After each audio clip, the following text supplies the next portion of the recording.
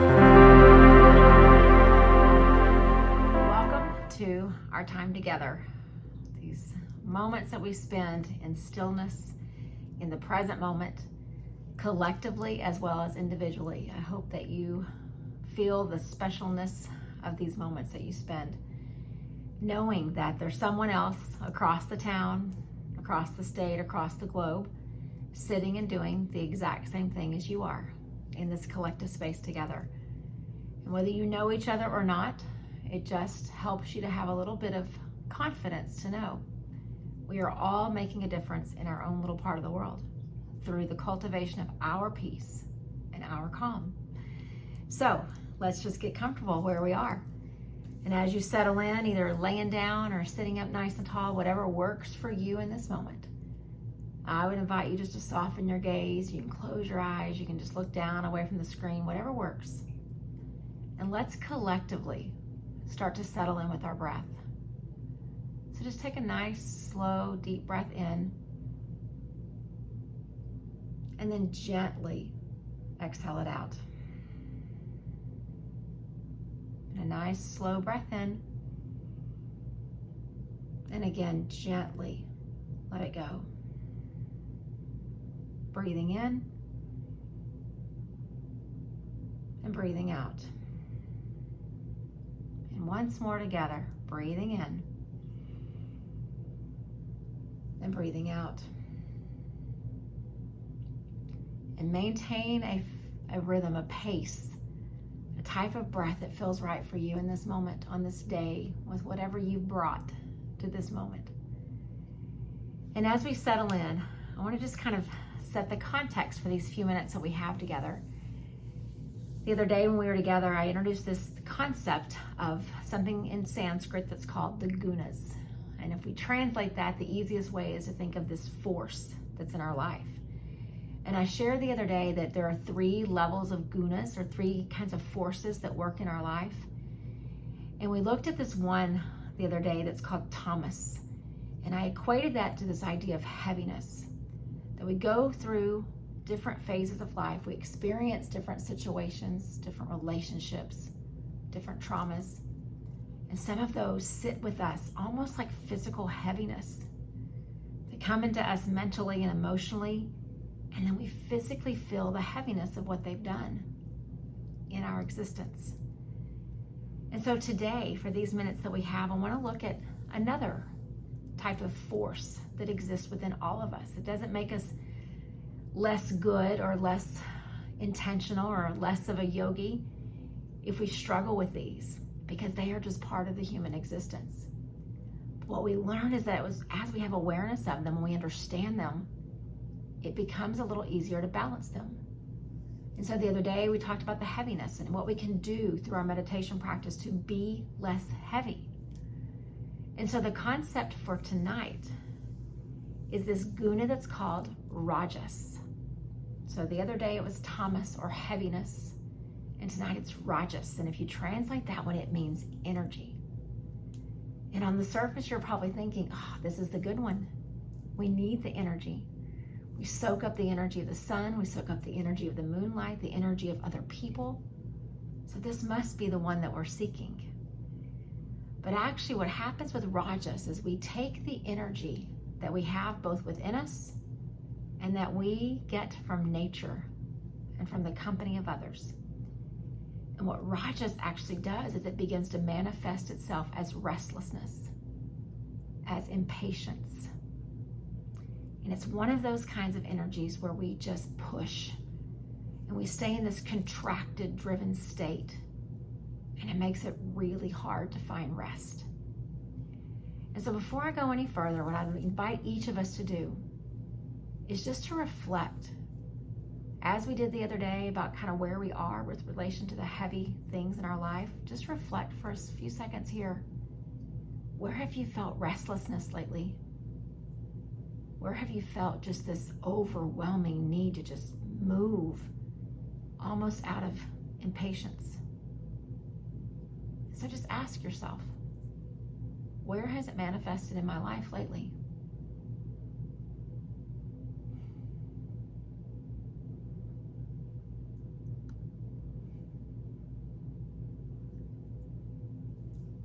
And the one thing I want to validate for all of us is the nature of our world makes those two responses, the lethargy, the heaviness, as well as the overdrive, the impatience, the restlessness. Our world makes both of those seem incredibly normal. Those two things function around us all the time.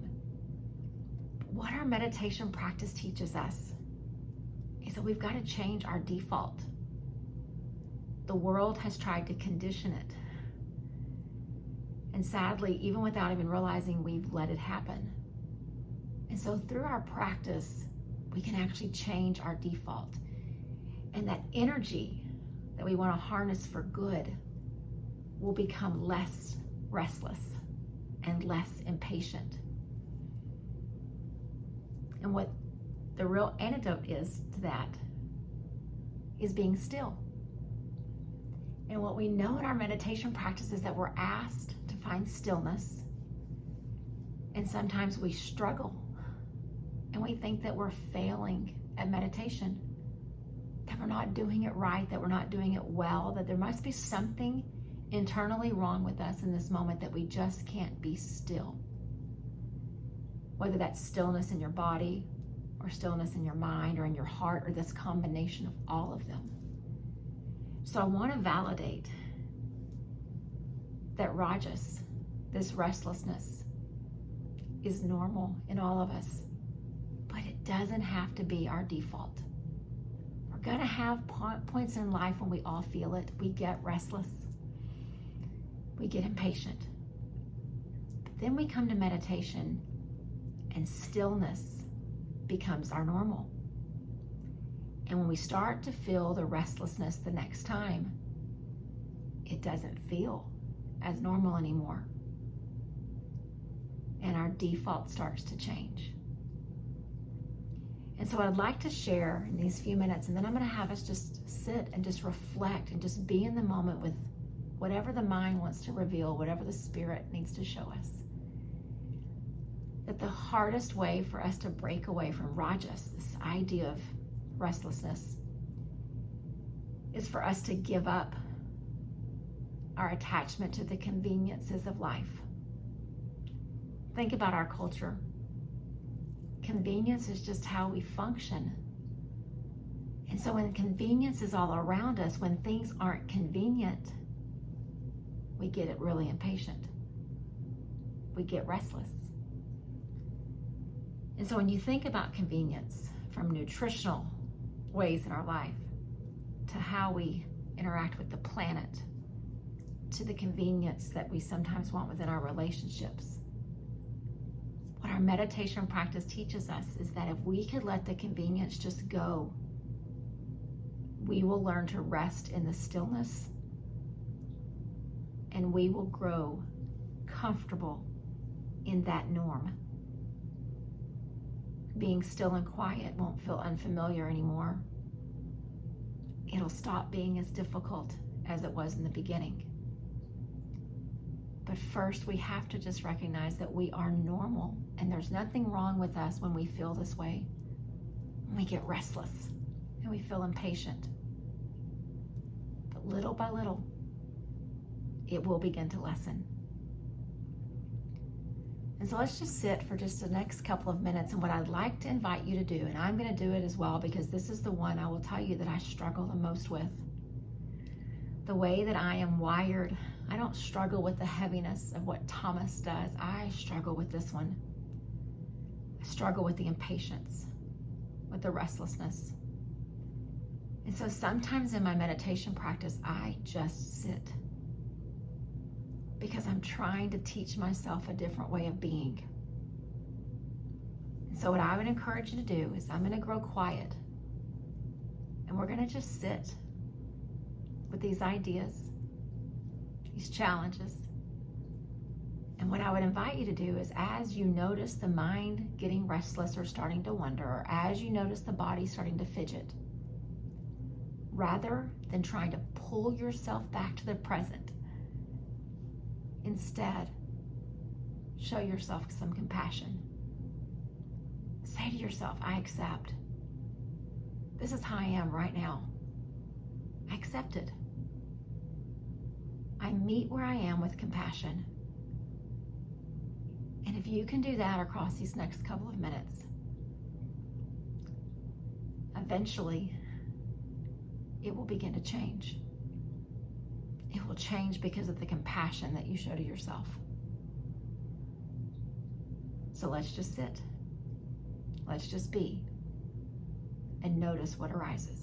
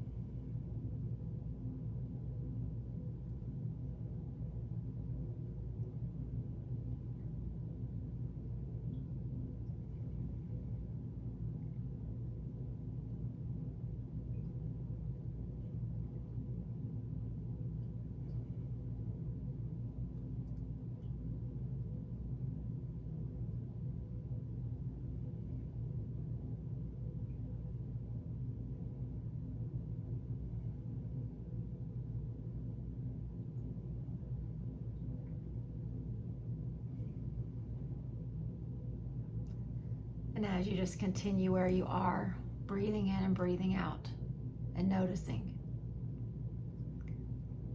I want to just share with you just a little bit about my journey. So maybe it can encourage you to realize it is a journey. As I sit for these couple of quiet moments in the same way that you were sitting for yours, I begin to feel this lump in my throat, because I know that this is the area where I struggle. But I also know that I can look back and I can truly affirm where I've come on this journey. It's not a race. I'm not trying to get somewhere. I'm just trying to be aware of the areas that are hard for me and then do something about them. And so the place that I've really started to notice this the most is how I interact with people in service positions, in a restaurant, at a grocery store, anybody that's working in an area of service. I used to have this mindset of customer service and that for some reason I deserved convenience. I deserved ease in my experience. And along the way, I'd forgotten that it's human beings who are delivering this experience to me. And so I've really challenged myself through what I've learned in my meditation practice, that when I am at a coffee shop or in a restaurant or in a drive-through window or at the grocery store, wherever these places are that I go and someone is working in the area of service, that I need to let Rajas not be the way that I interact with them. I want to come with kindness and patience and compassion. I want my interactions with them to be a reflection of my meditation and my yoga practice, instead of a reflection of the impatience that is often my default. And so what I encourage each of you to do is think, where do you see this manifest in your life? Maybe it's with your spouse or your partner or your kids. Maybe it's in traffic. Maybe it's with a certain somebody at work. There's so many places where this can manifest. And so the way that I've learned to teach myself a new default is I picked a spot where I knew it was not manifesting in a way that I wanted it. And so as you sit in meditation, here, later on, another time, just ask yourself, where can I practice letting this rajas, this impatience, this restlessness go? And see what's revealed. And then each time you encounter that situation, breathe a little more deeply, unclasp your hands, soften the muscles in your face. Soften the constriction in your heart and any other place that you feel it, and see how you can be a little different. The same way that the world has conditioned us to see these things as the norm, we can begin to condition ourselves to a new and better norm. And I share that with you just to know that this is a daily part of my journey. I don't get cured, I don't get fixed. I'm constantly working on it. But I accept where I am today. And I just try to do a little bit better tomorrow. And I wish the same for you. Namaste.